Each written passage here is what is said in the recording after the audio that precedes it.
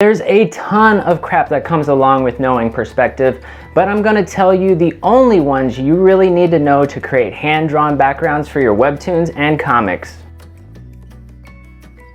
Hey, Walter here, doing what I can to make webtoons and comics easier because it shouldn't be overwhelming or daunting to tell your story. I make videos about making comics, so hit that sub button and like if you're into that.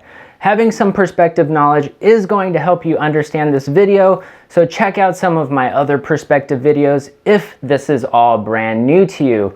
Now here's all the knowledge you need for drawing dope backgrounds for your comics. Let's start with our horizon line. This is the eye level of our viewer or camera. First tip is one I use a lot when I'm doing complex establishing shots. It deals with transposing measurements in perspective. Heights, widths, lengths, etc. It's super helpful. First, draw a person standing near the camera. This person is actually famous. Maybe you recognize them from their starring role in the restroom sign. Now, if we wanted to draw another person next to them, it would be really easy, right? We just look at the top of their head and the bottom of their feet and determine person B's height from that.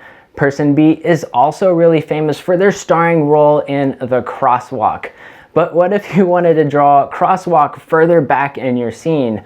Well, if you have a vanishing point, you can draw two perspective lines from the vanishing point to the top of the head and the bottom of the feet. Restroom's height as they move backwards in your scene is going to be aligned with these two lines. Pretty cool, right? So if you wanted to draw a crosswalk here, you would know the right height to draw them at. What if you wanted to draw a crosswalk slightly to the side? Simple, we just used the first trick we did with the horizontal lines at the top of the head and the bottom of the feet. What if we didn't have a vanishing point and just a horizon line? Even easier. Notice that on each of these people, the horizon line cuts through all of their heads at the same point. So we know that if each person is on the same ground plane, whatever part of their body is crossed by the horizon line will be true for all people of the same height, no matter how far back they are. And of course, you could adjust for someone if they needed to be taller or shorter. Now, what if crosswalk isn't on the ground plane? What if they're on a box 20 feet up in the air?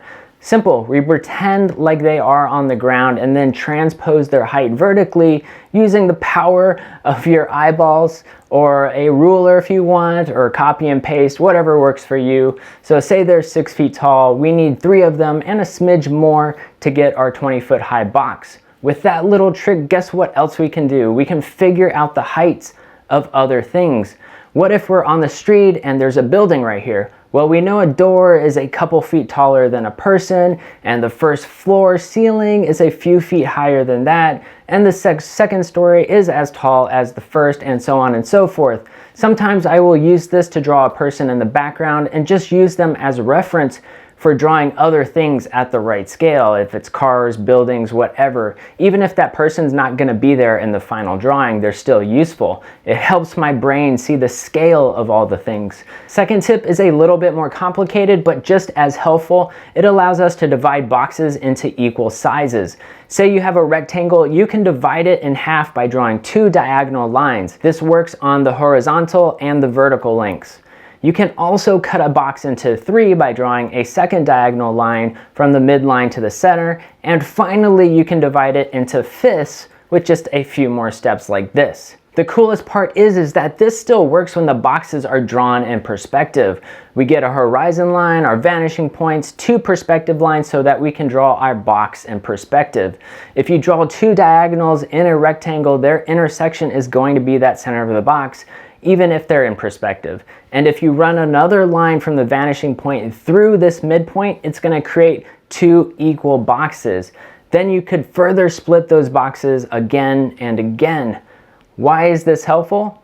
First, it's a quick way to cut objects in half without having to bust out a ruler and do all these measurements, which is really helpful for building objects like humans. You may be familiar with the 8 heads tall anatomy drawing. Basically, the height of male superheroes is 8 times the size of their head, and at each head increment is a specific landmark. top of the head to the chin, to the nipples, to the navel, to the crotch, to the mid-thigh, to the bottom of the knee, to the mid-shin, to the soles of the feet. Also, the body is 2.5 heads wide. So 8 equal boxes. Now, if we only knew how to draw 8 equal boxes. Oh wait, we do. So if we wanted to draw a human laying on the ground, we could draw a box and then split it up into 8s and use each box to place anatomical landmarks to help draw a really difficult pose. If you wanted to draw a motorcycle that was 3 wheels long, just split this box up into 3, draw circles for your wheels, throw some crap in the middle, and voila, you have a motorcycle monkey. Obviously, there is more to it, but if you watch my Shape Up Your Art video and you practice, this is going to be a lot easier. The other reason why this is helpful is because it allows us to do the third tip, which is replicate the size of an object or the space between objects in perspective. So draw a line from the vanishing point to the midpoint. Now draw a diagonal line from the top of the box through the point where the side and the midline intersect and continue down to the perspective bottom line. From that point, draw a line straight up to form a new box. That is the same size as the original box. Let's say we have a perfectly good wheel and we want to draw a car that is 5 wheel lengths long. Simply take this box length and transpose it 4 times. Now you just draw the rest of the car. Remember, start with simple shapes. Also, if it looks like crap, at least it's perspectively correct. So at least we have that much, right? Now, what if you have a building and you want to draw 3 equal windows equally spaced by 2 window lengths? By the way, this is a building drawn without using a horizon line or vanishing point. I just drew 2 vertical lines and then a slanted horizontal roof line that felt correct, and then based the window off of that roof line using this imaginary horizon line that I am mentally seeing about right here. So draw our perspective line, split it, midline, top corner through midline, down to the bottom perspective line, straight line up, rinse and repeat until you have a total of 7 equal boxes. Now do your final window drawings on the correct boxes.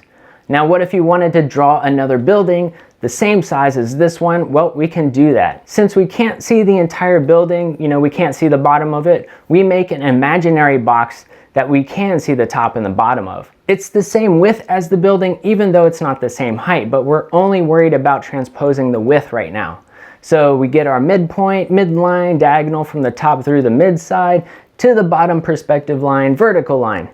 Now we got our second building, rinse and repeat for more buildings. You should notice with the buildings that the width of the buildings are getting smaller, which makes sense, right? Things appear to get smaller as they move away from us. Now, this is a big mistake a lot of new artists make with their first perspective drawings.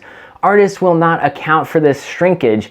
Using vanishing point forces an artist to make their buildings shorter, but it doesn't make them thinner. Now, if I wasn't paying attention, I could make each of these buildings wider the further they went back. Nothing's going to stop me from doing that. And this ruins that illusion of perspective we're trying to create. Now, super important, not shrinking the width of stuff is a big reason why a lot of new artists struggle with making their backgrounds look good or correct. This tip is what forces us to also shrink the width of a thing as it moves further back. By the way, this isn't just vertical width, this also applies to horizontal width. Like if we had a row of desks, this is wrong and this is right. See how thin the desks get as they move back in space? You can use this tip to accurately scale the desks as they go back. And one final thing, if you know where your horizon line is, then all receding lines above the horizon line should be slanted down. All receding lines below should be slanted up.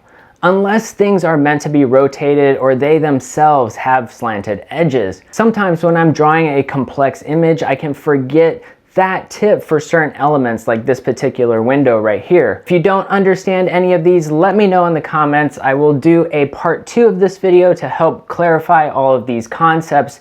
If you're coming late to this video, check the description for part 2. Otherwise, let me know in the comments what confused you. So for all 4 of these tips, I usually just guess when I'm doing my drawings, but I've been doing this for a long time, so I sort of do it without thinking specifically about them or setting up all of these guides. Maybe sometimes I'll do a loose perspective grid just to get my head right, but a lot of the time I will veer away from it anyways. Perspective is there to help us with our imagination, not force us to fit into all of these lines. However, when you're first starting out, you have to force your brain to think about this stuff, because really it's not natural for most of us to turn a flat piece of paper into a three-dimensional world. Our brains don't want to draw buildings that look like this because our brain screams that this isn't a building. Buildings are supposed to look like this, and bedrooms are supposed to look like this, and cars look like this, and people look like that. So even though I tend to just free draw my backgrounds now, I find myself going back to these tips when I'm stuck, when something just doesn't look right and I'm not sure why. Okay, so hopefully all of that made sense. Try each one of these out, apply it to your next establishing shot, and see what happens. Report back to me with your confusion or hopefully your success. And before we head out, make sure that you like this video. And if you want to support the creation of these videos, check out my Patreon or my Ko-fi page. Patreon's gonna get you access to my Patreon only Discord that has some really cool people in it, and my monthly rant vlogs where I discuss art topics that I don't feel super comfortable putting on YouTube for everyone to see. Of course, if you just want to keep making comics easier, all you gotta do is like, link, love, hug, and sub for more sweet, sweet goodness. Drawing is not easy, and if it feels hard, then you're probably doing it right. Catch you in the next video. Peace!